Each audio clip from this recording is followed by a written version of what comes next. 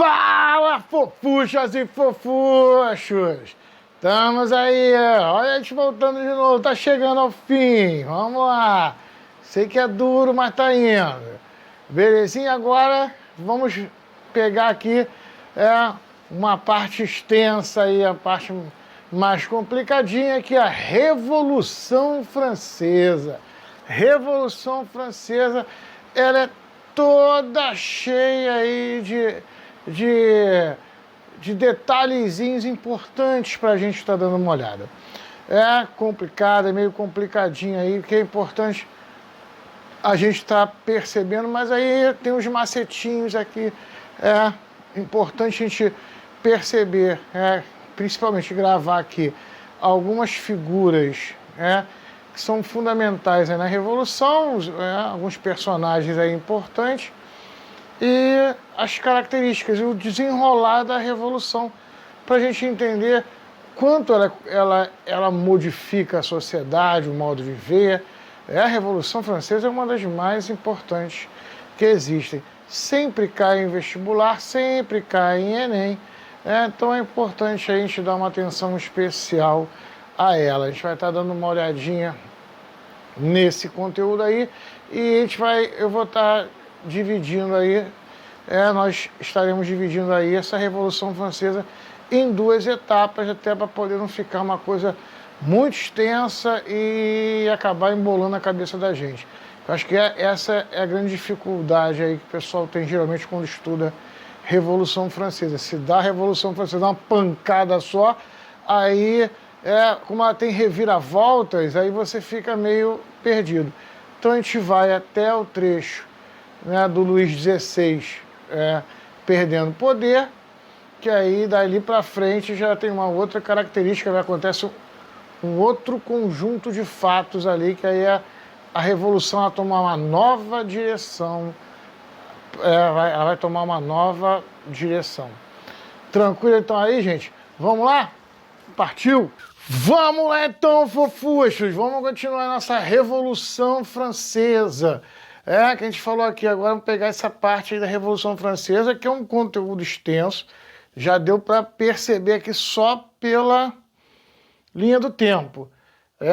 Então aqui, ó, a gente vai começar hoje a falar dos acontecimentos aqui na França pré-Revolução Francesa, principalmente aí falar um pouquinho sobre a Guerra dos 7 Anos, que a gente vai estar falando aqui, aqui ó, a independência dos Estados Unidos, lembrando aqui ó, que aí você tem duas monarquias, a do Luís XV e aí a do Luís XVI, com Maria Antonieta, que vai até aqui em 1792, 1793 ele morre, Aí aqui, ó, só dando uma olhada aqui nos modelos, de governo, aí aqui Revolução Francesa, só para a gente marcar aqui logo de cara no começo, olha aí, a Revolução Francesa, ela começa em 1789, 1789, númerozinho fácil de gravar aí, com a queda da Bastilha, que a gente vai estar falando sobre ela hoje, tá? E ela vai até 1799, quando vai surgir o consulado, termina o modelo de governo diretório, a gente vai ver aqui o consulado, e nesse consulado, já como cônsul, ali disputando ali o poder entre poucos agora, um Napoleão. Aí vem depois a era napoleônica, vem um consulado aqui, a era napoleônica. Aí a gente não vai pegar isso aqui, a gente vai ver só até aqui a Revolução Francesa. Esse período aqui da Revolução Francesa hoje. Tá? Dando esse destaque aí para o início, queda da Bastilha, e 1799, quando surge o consulado, e Napoleão já começa agora a governar. Não está governando sozinho, mas já está quase, ele já é uma força dentro da França, ele já é uma força dentro da França. A gente vai ver aqui ó, o período do terror, vai ver o que é isso e tudo mais. Hoje, vamos estar dando uma olhadinha aí, pelo menos aí, até né? Mais ou menos 1792, quando o Henrique XVI ele é preso, né? Que aí a monarquia termina e a gente já vai ter agora uma república. Então a gente vai fechar aqui na monarquia hoje. Nossa aula hoje vai até aqui. Tranquilo? Vamos dar uma olhada nessa estrutura aqui, nessa parte aqui hoje. Vamos seguindo? Beleza? Vamos lá, fofuchos. Agora vamos ver aqui a Guerra dos 7 Anos. Muitas pessoas até consideram a Guerra dos 7 Anos como uma primeira guerra mundial. Né? Não é uma primeira guerra mundial, né? Ela não é a primeira guerra mundial, mas muitas pessoas já até consideram ela uma guerra como se fosse a primeira guerra mundial. Por quê? Porque ela envolve aí grandes nações europeias, inclusive vai rebater na América, na Índia, na África. A gente vai estar falando aqui, né, sobre isso agora. O grande problema aqui é que existem vários países aqui que vão estar brigando, guerreando por fatores diversos. A gente não vai entrar porque já não é no nosso interesse, não entra na nossa matéria. A gente vai ver principalmente aqui o fator da França e Inglaterra. Aí França e Inglaterra são fundamentais aqui. Por isso a gente está vendo aqui, como a gente está vendo, Revolução Francesa, e o embate maior aqui é França e Inglaterra. Então a gente vai estar dando uma olhada aí nessa guerra, principalmente pelo olhar da França e da Inglaterra. Olha aí, o que vai acontecer? Os países da Europa vão começar a entrar em conflito em relação a colônias, riquezas, a lutas por mercado, essa estrutura aí de quem controla o quê. Nós vimos aqui a marinha, né, inglesa, lá com a República de Cromwell, ele vai falar o ato de navegação que coloca a Inglaterra como força naval. E essa estrutura, essa briga entre Inglaterra e França como potências, como potências econômicas, vai se refletir pelo mundo também.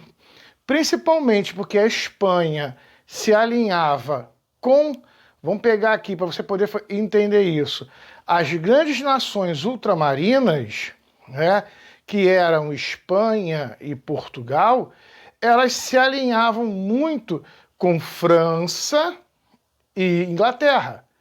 Portugal dependia da Inglaterra. A gente viu isso aqui no ensino fundamental, os navios ingleses.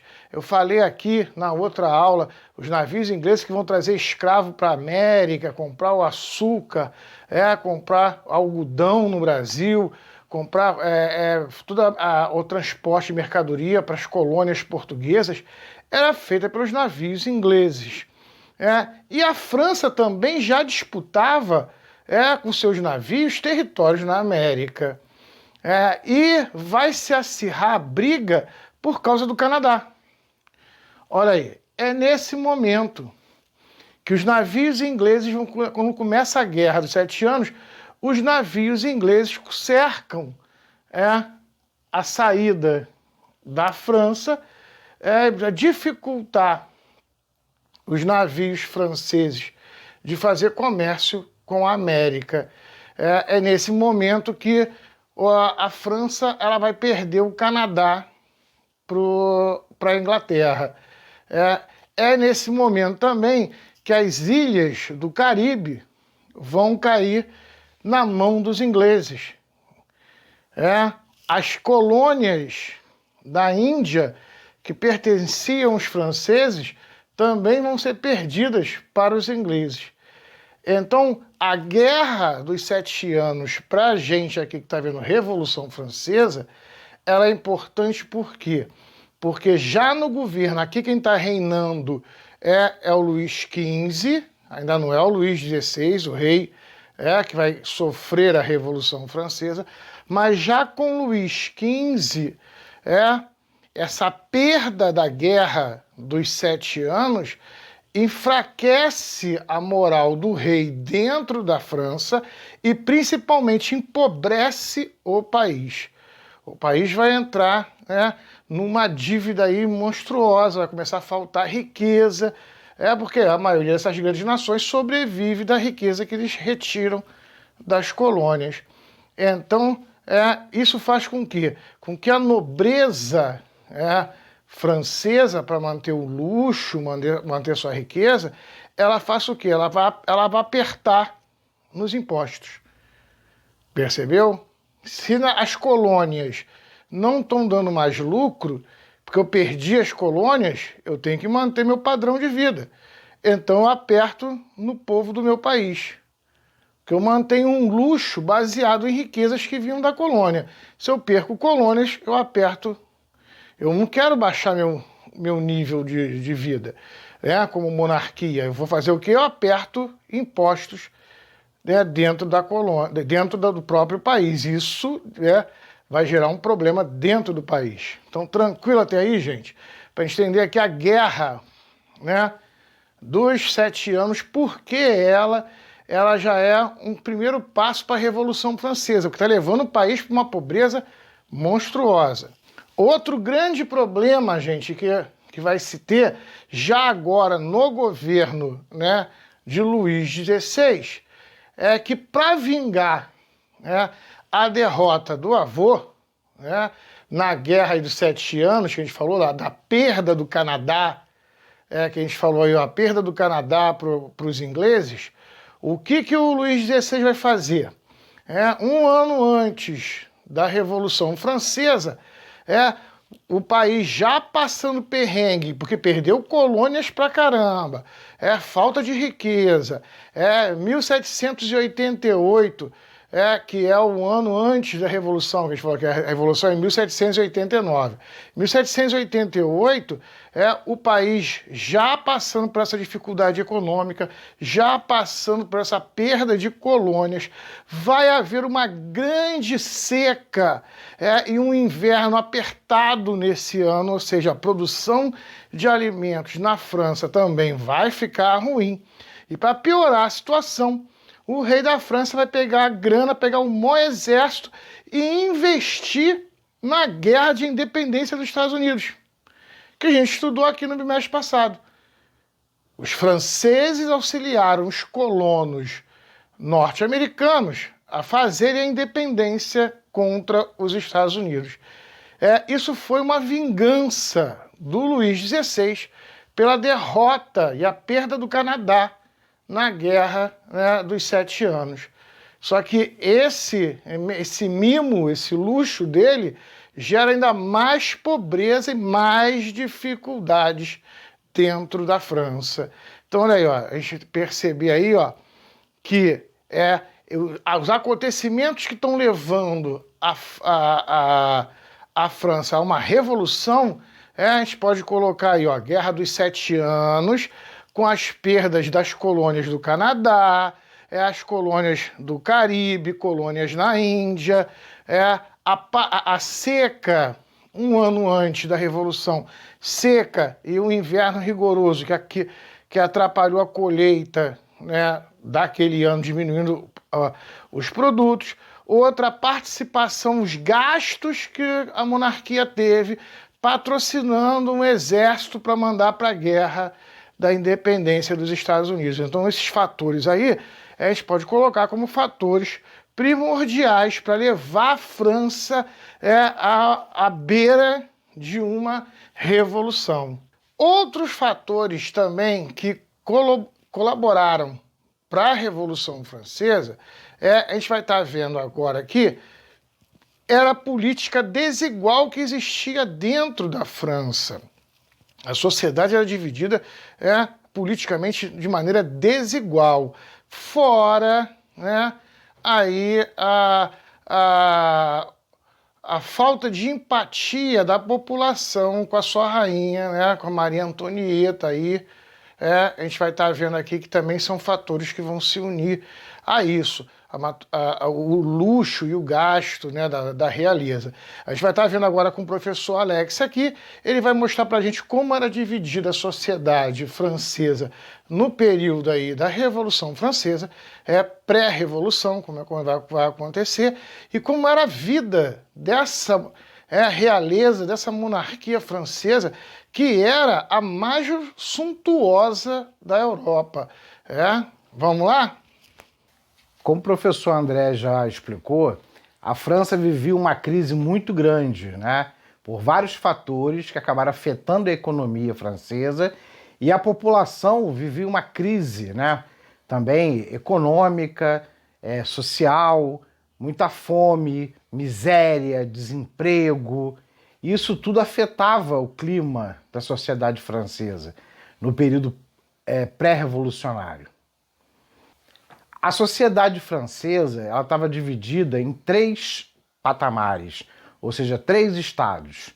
O primeiro estado, que era composto pelo clero, o segundo estado, que era composto pela nobreza, e o terceiro estado, que era composto pelo povo, que era a burguesia, camponeses, artesãos, os trabalhadores em geral. Como é que funcionava essa divisão? O primeiro e o segundo estado, eles não pagavam impostos. E toda a carga tributária recaía sobre o terceiro estado.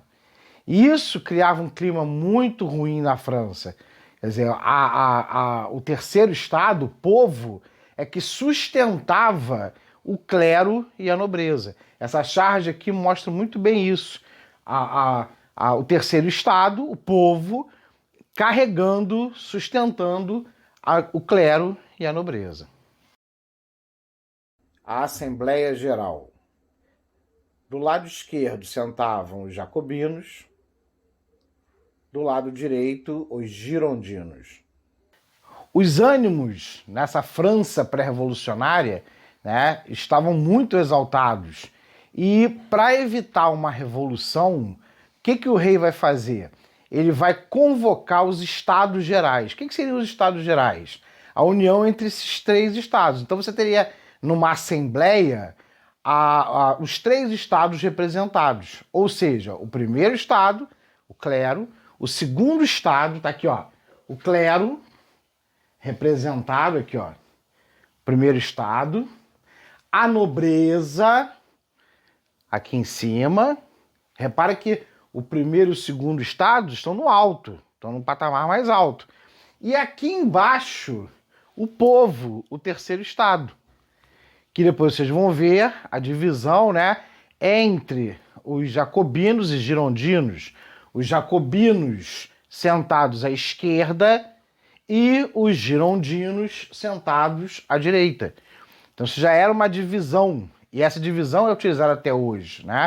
O Partido Jacobino ele era formado principalmente pela baixa e média burguesia, ou seja, os pequenos e médios proprietários, obviamente mais ligados ao povo e com uma tendência mais, né, como nós chamamos hoje, de esquerda, que vem dessa época porque eles sentavam à esquerda.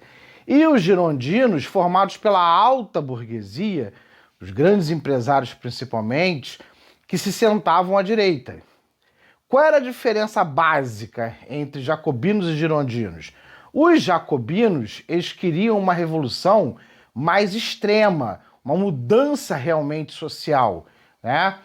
O fim da monarquia, reforma agrária, educação para todo mundo, educação pública para todas as pessoas. Eles queriam reformas realmente, uma grande mudança.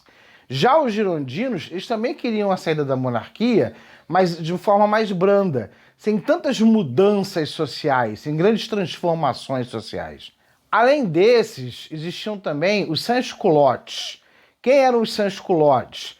Esse termo sans-culottes era dado pela aristocracia às pessoas mais pobres ou abaixo da nobreza e do clero, né? Às vezes você não precisa ser pobre, mas trabalhadores, pequenos, bem pequenos proprietários, artesãos, as pessoas que realmente trabalhavam, pé no chão, que não eram donas de grandes propriedades, que não eram grandes empresários. As pessoas, os trabalhadores, vamos dizer assim, né, eram chamados de sans-culottes. No período que antecede a Revolução Francesa, o rei da França era Luís XVI e sua esposa, a Maria Antonieta. Ela, austríaca, não era bem vista pela população francesa, como o professor André já falou, né, a guerra entre a França e a Áustria causou uma certa inimizade.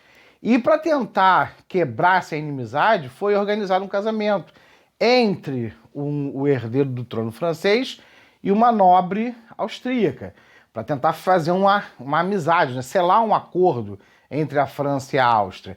Mas ela não era muito bem vista na França. A nobreza francesa não se preocupava com a situação da população. Como eu havia dito no início, né, a população francesa vivia uma fome, uma miséria muito grande, né, e começava a questionar o governo, começava a reclamar, né, clamar por comida, por melhores condições de vida, mas a nobreza simplesmente não se preocupava com isso. O rei, a rainha e a nobreza, eles não se preocupavam com a situação do povo, essa miséria que a população estava vivendo.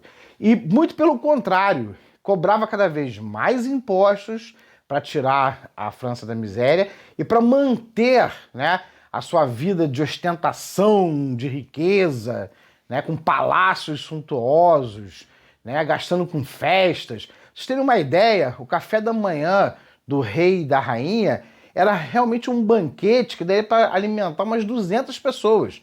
Isso é um café da manhã, com fazão, com tudo que vocês imaginarem, que alimentaria tranquilamente umas 200 pessoas. E eles comiam ali um pouquinho e tal, e todo o restante nem os empregados podiam comer. Era jogado fora. Quer dizer, era um desperdício muito grande, enquanto a população estava na miséria, enquanto a população estava morrendo de fome. Tem até uma passagem que a Maria Antonieta, ela pergunta a um dos ministros, né, por que a população reclama? E o ministro responde, por causa do preço do brioche, né, do pão, tá muito caro. Aí ela, né, inocentemente, entre aspas, né, acostumada à riqueza, não sabe o que é fome, o que é miséria, pergunta, então por que eles não substituem pelo croissant ou por uma outra coisa, né? A questão não era substituir, a questão é que não tinha dinheiro, nem para o pão, nem para mais nada, né? A população vivia uma miséria. Mas eles estavam alheios, a nobreza estava alheia da situação do povo. Ela não sabia da situação de miséria, de fome que a população vivia. Principalmente porque desde 1682, ainda com Luís XIV, a família real ela sai de Paris, principalmente porque Paris tinha crescido muito, havia uma superpopulação em Paris, a capital, muitas doenças, muitas pessoas morrendo de várias doenças, e aí se acha melhor tirar a nobreza, né? Tirar o rei, a rainha, a família real e a corte de Paris e passar para Versalhes.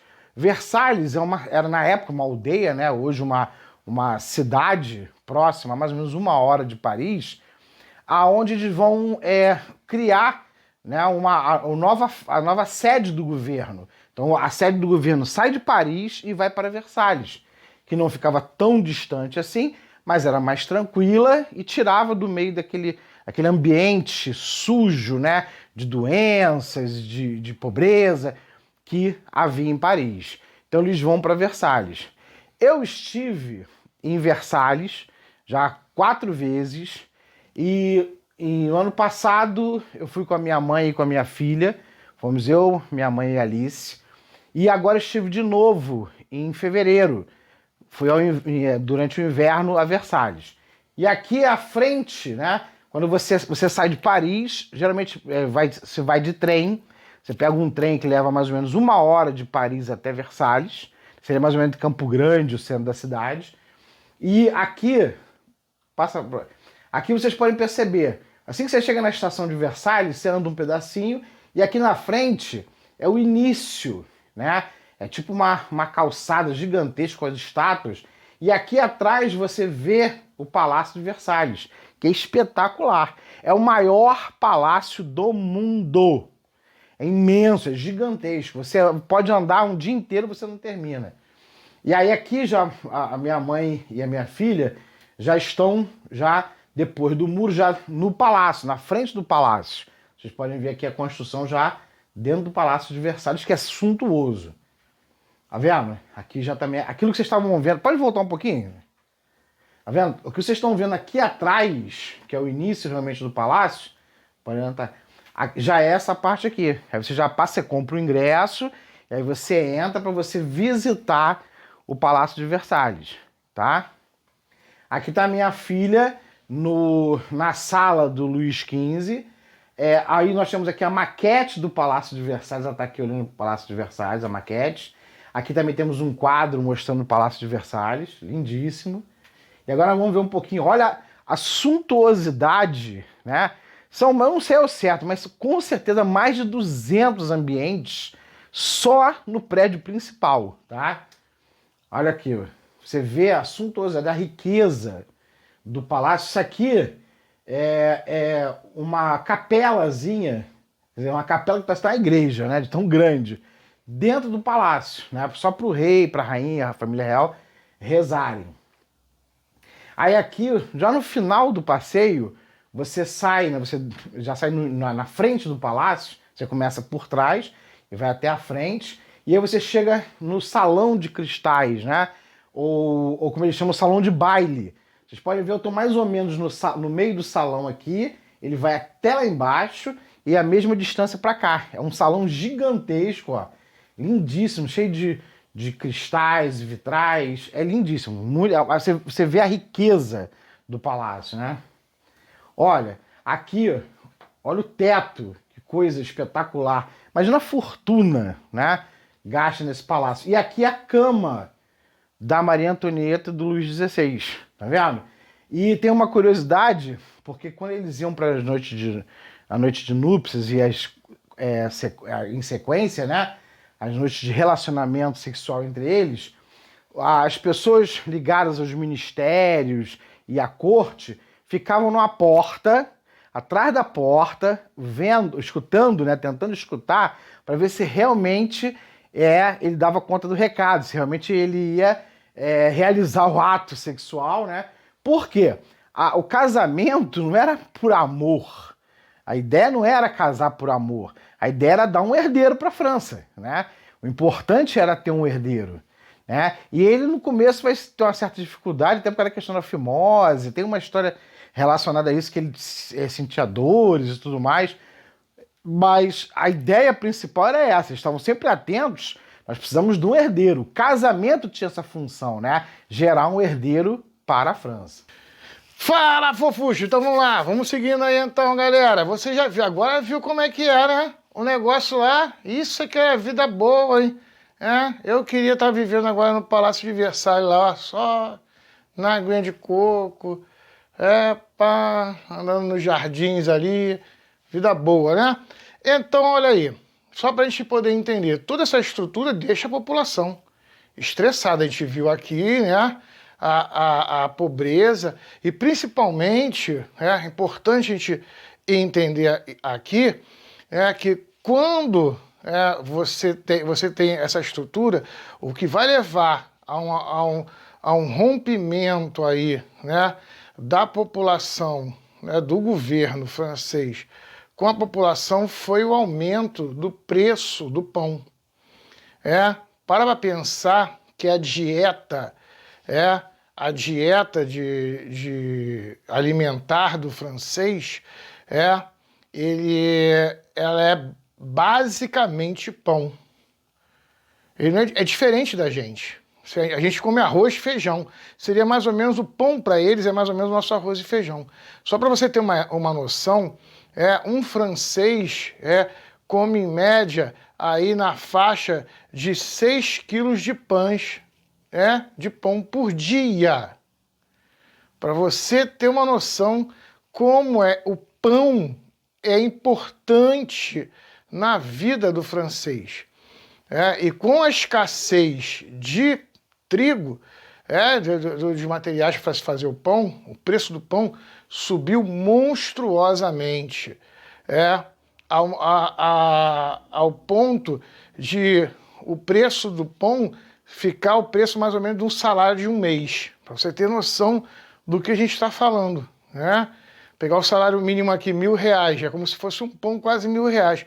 Ficou tão caro que as padarias começaram a falir e começou a haver saque em padaria e destruição. Porque o preço, tudo estava desregulado. Então, o que vai acontecer? E o próprio Luís XVI não era um bom governante. Ele era um cara meio perdido, ele não tinha esse manejo político para governar.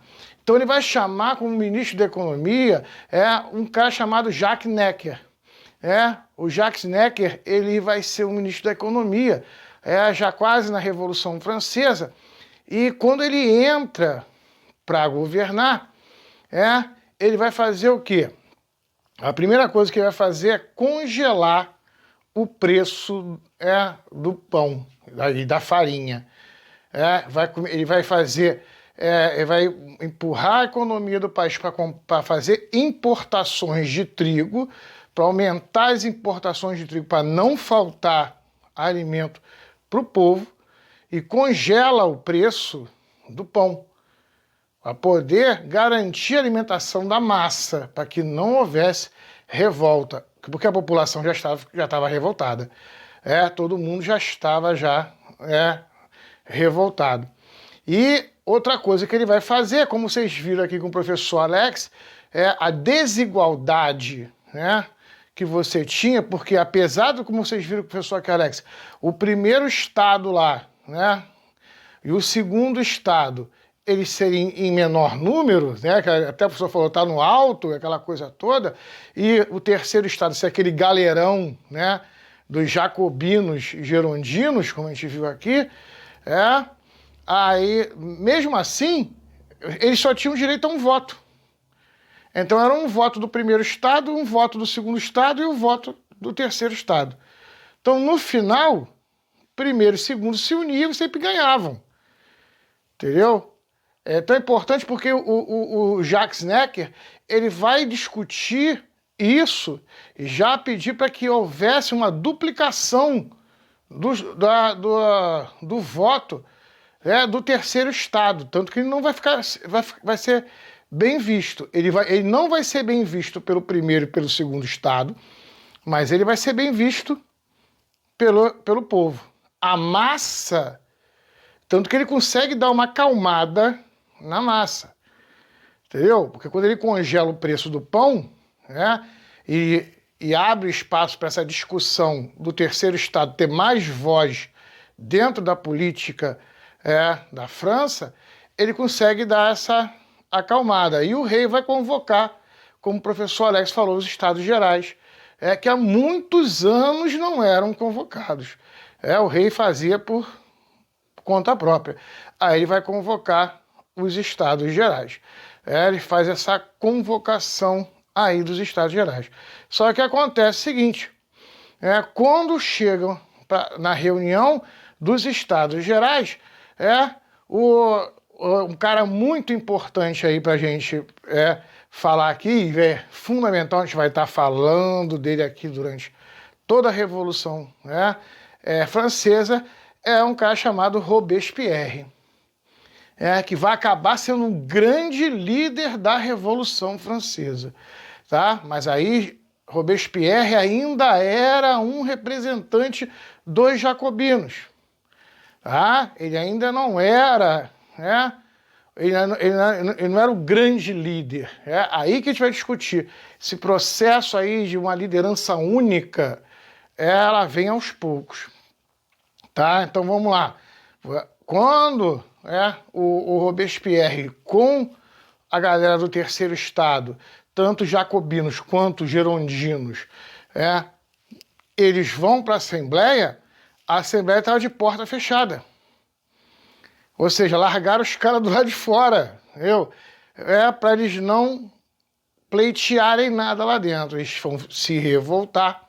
E para piorar a situação, o rei anuncia que o Jacques Necker, lá o ministro queridinho da população, que congelou o preço do pão, foi mandado embora. Então a população pensa, o pão vai ficar caro de novo, vai dar essa confusão toda que estava dando. Então eu quero que você entenda aí a visão da massa em Paris, com a saída do Jacques Necker, né? Que dá aquele medo, né? De voltar aquilo, a falta de alimentos na cidade, e os jacobinos e girondinos que chegam para a Assembleia Geral e as lideranças são barradas. O que eles fazem? Eles vão para uma quadra de tênis, se trancam nessa quadra, que as quadras eram fechadas, né, com teto, eles se trancam ali e proclamam uma Assembleia Constituinte. Vamos fazer uma Constituição. Só iremos sair, se trancam lá e dizem, só iremos sair daqui quando a Constituição da França estiver pronta. Ou seja, jacobinos e girondinos estão construindo uma Constituição para a França. Mas até aí, então, não se discutiu derrubar o rei. Até aí, então, a discussão seria uma monarquia constitucional, um rei governando baseado numa Constituição que aquela Assembleia que eles criaram ali dentro da quadra iria construir. Aí tá aí, ó, a galera se revoltando e entrando para fazer a Assembleia Constituinte. Não precisa nem dizer que o rei não gostou nada desse papo do terceiro estado se trancar lá na quadra para criar uma Constituição.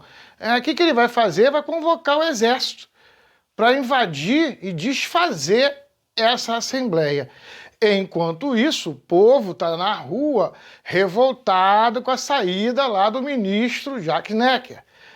Nisso vai chegar para a população a informação de que o exército francês estava caminhando em direção a Paris, para invadir Paris, e matar todo mundo que estava revoltado, inclusive o pessoal da Assembleia. É aquele negócio, cada um que conta, um conto aumenta um ponto. Eu sei que a população sabia que o exército estava vindo e aquelas manifestações na rua iam ter massacre. Isso é importante a gente entender. Essa coisa do castigo de morte, o castigo sangrento, era fortíssimo na França. A Igreja Católica, dependendo da classe social que você era, ou você morria afogado, ou você morria queimado na fogueira, ou você morria queimado em óleo quente, e a melhor morte para algum crime que você fez seria ser degolado, decapitado. Isso só os nobres tinham esse direito, de quando fossem mortos serem decapitados, porque eles diziam que era indolor. Ninguém voltou para dizer que não dói, né? Então não tem como dizer que não.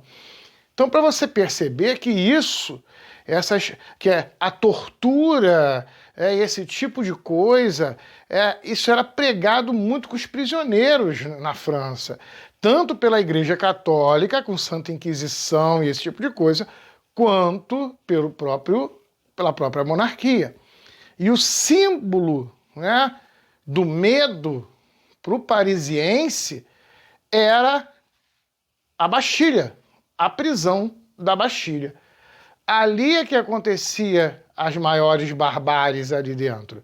Então era um símbolo de terror, né? É igual numa cidadezinha tu botar uma forca no meio da praça pública. Então percebeu? Eu quero que você entenda isso. Tá ali, ó, tá no centro de Paris, aquela torre que é o símbolo da tortura e daquele que for contra o rei. É importante a gente entender aí a Bastilha nesse sentido. Outra coisa também, que é importante a gente entender em relação à Bastilha. A Bastilha, ela guardava documentos sobre terras, sobre posses, ela tinha uma parte documental ali que muita gente queria que isso desaparecesse. E o principal fator, né, é que toda a pólvora de Paris, das armas para as armas, que é aquela arma, lembra que bota a bolinha de chumbo, coloca pólvora aí, ó, e pá, aquela arma de tiro, a pólvora está dentro da Bastilha.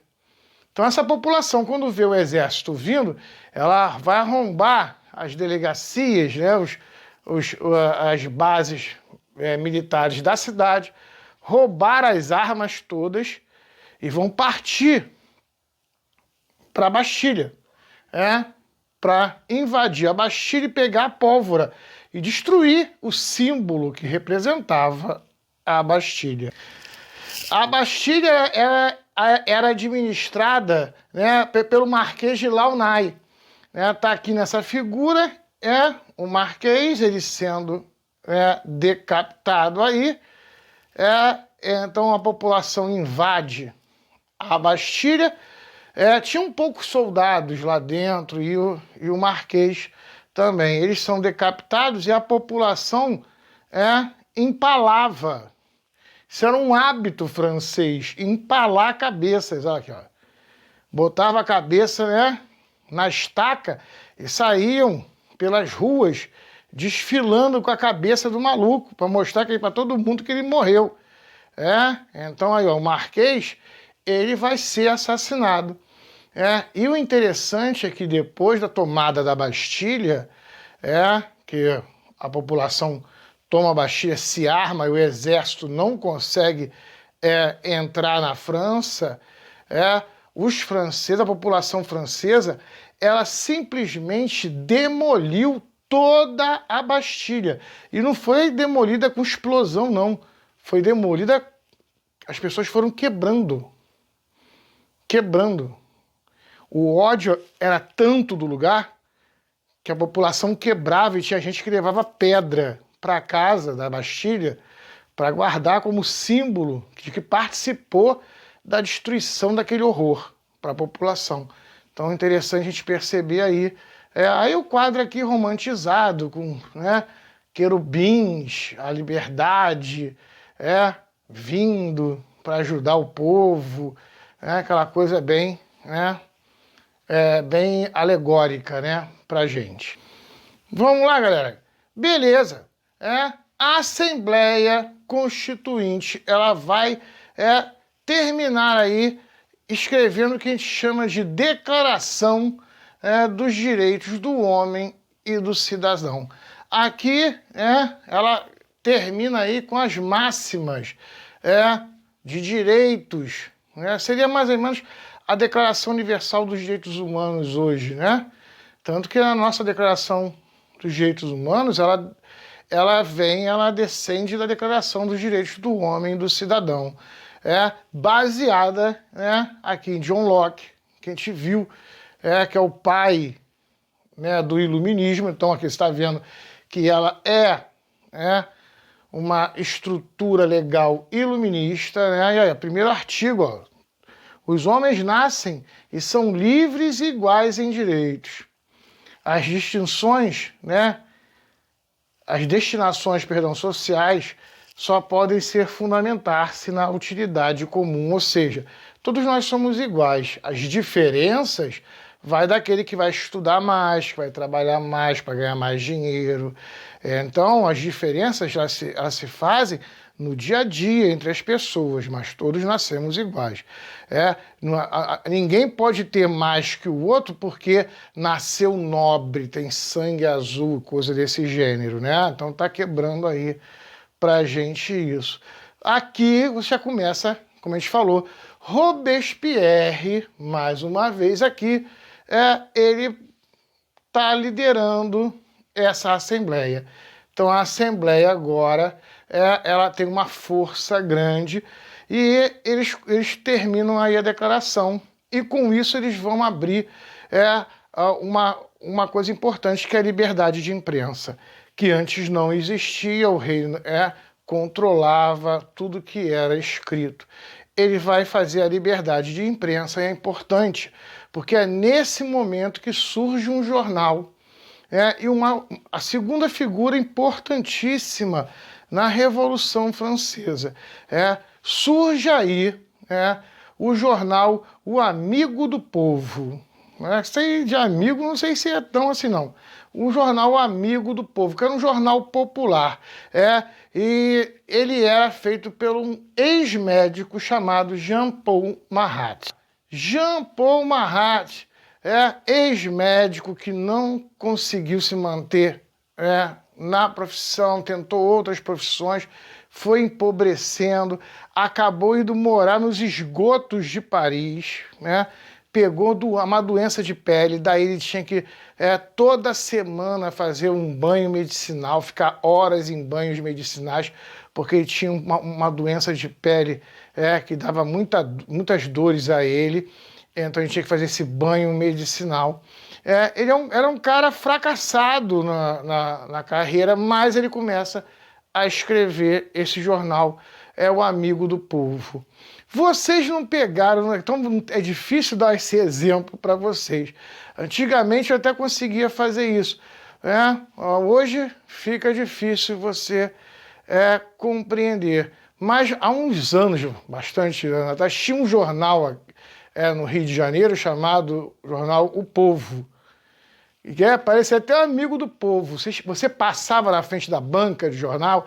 Agora acho que nem banca de jornal está existindo mais, Então fica difícil fazer essa comparação. Mas você passava na banca de jornal, tinha uma cabeça no jornal. Dão as 2 anos, mas às vezes eu ia para o colégio, passava na banca de jornal, eu via assim um jornal, uma cabeça decepada. Aí aquela manchete assim, Zezinho do Borel arranca a cabeça do líder da facção do não sei o que lá e mostra a cabeça do cara. Saca jornal sensacionalista, mas a gente até zoava na época, a gente falava assim, se você pegasse o jornal, O Povo, e apertasse assim, pingava sangue.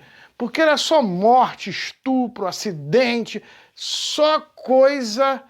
tem uns grupos de zap aí, não sei se alguém de vocês faz parte, vai entender, porque eu já vi isso. Tem grupo de zap que o nego já me mandou, que é o tempo todo, cara. No grupo do zap, acidente de automóvel, tiroteio com traficante, arrancando cabeça, nego matando não sei quem, o cara no shopping que deu 3 tiros na mulher. É só desgraça no negócio. O jornal Amigo do Povo, do Marat, era nessa vibe. Só que tudo para ele era matar. Tudo para ele era matar. A revolução, existem vários inimigos, a gente não está muito longe disso, não. Hoje em dia é comunismo, todo mundo é comunista. Então, Marat não, todo mundo é contra a Revolução Francesa. Existe uma conspiração terraplanista, estou brincando, não é terraplanista não, tem uma conspiração para destruir a Revolução Francesa, a gente tem que matar todos. E começa aquela discussão com intrigas, golpes que não existiam, fazia toda aquela conspiração do medo. E esse jornal era muito popular, então a população comprava esse discurso. Ele é importante você entender isso, porque ele é a base do período do terror. É ele que vai inflamar. Então você está pegando uma população que já era uma população, que vinha de um hábito da Igreja Católica fazendo lá o Tribunal da Santa Inquisição, queimando, jogando óleo quente, matando e todas aquelas atrocidades, que já começaram a empalar a cabeça. E o cara do jornal ainda botando mais lenha e fogo nisso, o negócio começa a ficar feio. Então é importante a gente perceber isso aí, para você compreender que o jornal, esse Amigo do Povo, ele vai ser responsável por várias atrocidades na Revolução Francesa. Olha aí, um dos problemas aí que vai acontecer é o que a gente chama aí de revolta do pão. Você pode ver na prova aí, no vestibular, no Enem, no concurso ele pode cair. Como a revolta das mulheres, a revolta do pão, geralmente eu vejo esse nome, Revolta do Pão. Revolta das Mulheres, Revolta do Pão, ou então já vi também Revolta das Peixeiras. Vamos entender isso aí. Beleza, a gente acabou de ver aqui que a Assembleia Constituinte, ela criou a Declaração dos Direitos do Homem e do Cidadão. Beleza, foi criada a lei, só que o rei, o Luís XVI, ele não assinou. Então é uma lei em que o monarca não assinou ainda. Lembra que vocês viram aqui com o professor Alex que a família real está em Versalhes, não está em Paris. Então o que acontece? Ele ainda não assinou.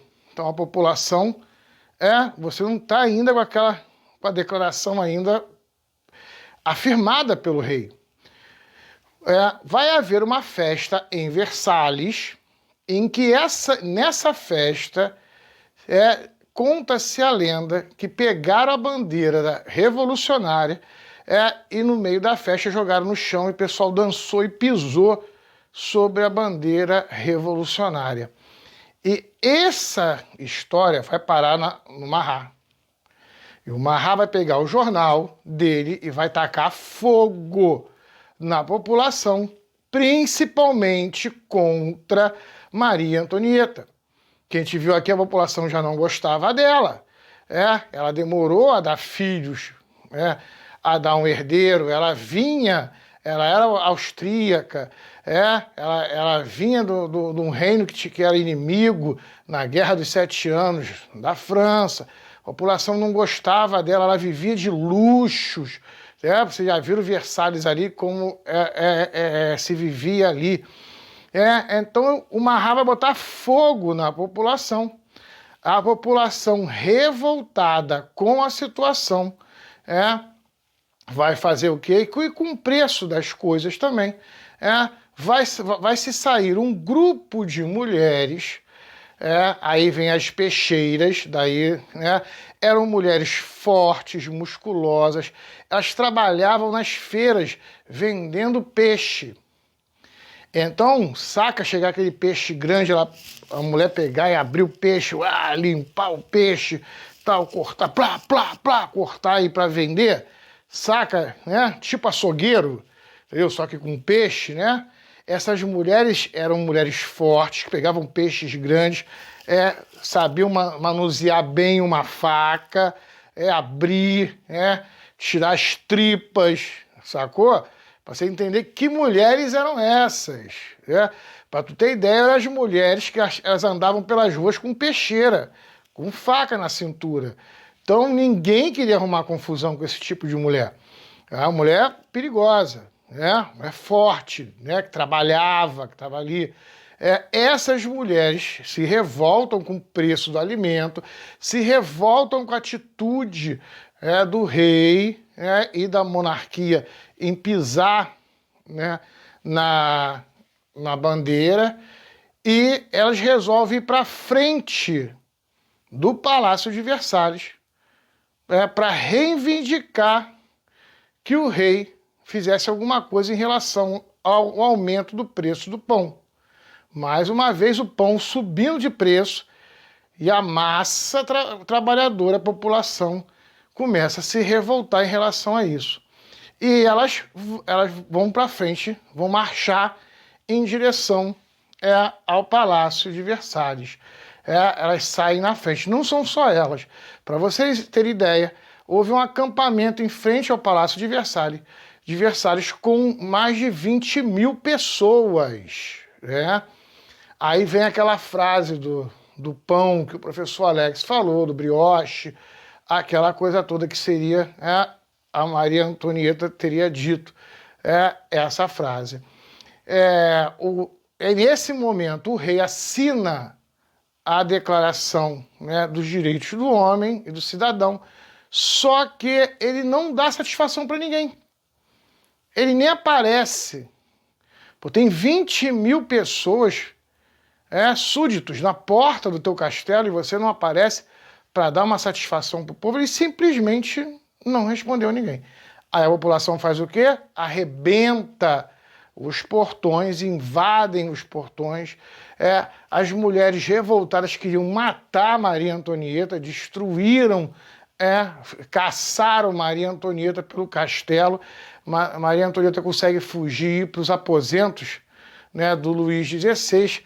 Eles invadem o quarto da Maria Antonieta, destroem o quarto da Maria Antonieta todo, mas não acontece nada com ela. O que vai acontecer? Os soldados que estavam ali, na porta no castelo são todos eles assassinados, as cabeças são empaladas, ele falou aqui, ó, ele empalava a cabeça, pintaram. Isso era um deboche com Maria Antonieta, que Maria Antonieta gostava de fazer uns penteados, botava um barco na cabeça, abacaxi, ela fazia vários penteados diferentes, penteados exóticos, ela gostava desse tipo de coisa. Então, no deboche, o que eles fizeram? Mataram os soldados todos, pintaram a cara dos soldados, né? Com batom, aquela coisa toda, faziam um penteado na cabeça do soldado morto, empalaram, e obrigaram a família real a saírem de Versalhes e voltarem a morar no castelo em Paris. Então, é nesse momento aí em que a família real é obrigada a ir para Paris. Agora você tem uma monarquia aí constitucional, onde o rei está lá e ele está prisioneiro, né? Agora ele vai ter que morar na cidade de Paris, cercada pela população, e ele assinou lá a Declaração dos Direitos do Homem. Beleza? Então, vamos lá. Estamos fechando então a aula de hoje aqui, só relembrando aí, ó, Guerra dos 7 Anos, como a gente falou aqui, Luís XV, aí vem o governo do Luís XVI com a Maria Antonieta, a participação aí na independência dos Estados Unidos, que foi um problema, a gente falou sobre seca, aí vem aí, ó, a queda da Bastilha, vimos hoje aqui, todo o processo, que vai dar aí, ó, no que a gente falou aí da monarquia constitucional, quando você tem aí a prisão, você tem a monarquia agora constitucional com a prisão, prisão entre aspas, né? Tipo uma prisão domiciliar, né? O rei, o Luís XVI e a Maria Antonieta são obrigados a sair de Versalhes e morar agora em Paris, né? Aos olhos da população e da Assembleia. Tranquilo até aí, gente? Fechamos. Aí na próxima aula a gente já vai ver aqui já a República. Por que eles vão proclamar a República? Por que Luís vai ser assassinado? E Maria Antonieta também. Vamos ver depois todo o processo, na segunda parte aí. Fechamos esse pedaço e, galera, muita responsabilidade aí em casa, com a saúde de vocês, com a saúde da família. Queria estar mandando um abraço para vocês, um beijo e falando aí, ó, que é importante o que vocês estão fazendo, o que vocês estão aprendendo. Vocês são o grupo de frente aí na batalha contra a doença. Semana que vem eu estou colocando mais vídeo aí para a gente fechar a Revolução Francesa. Tá ok, gente? Parti. Fui.